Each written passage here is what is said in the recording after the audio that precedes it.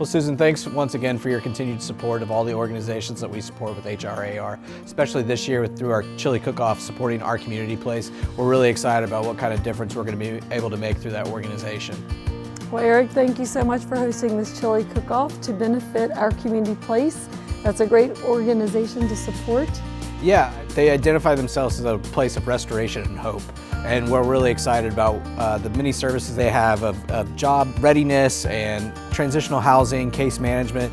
They do a lot of great in our community, and we're glad that we can support them. It's wonderful that we have 10 competitors, and I'm so glad that I can compete. Can't wait for the results to roll in. Yeah, so this is my first year as a competitor, flipping sides here a little bit.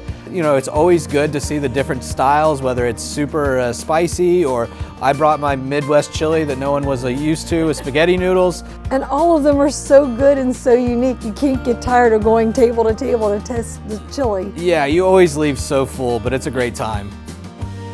Some of our local legislators come in as guest judges, and it's a really fun event for us to raise money for a great cause.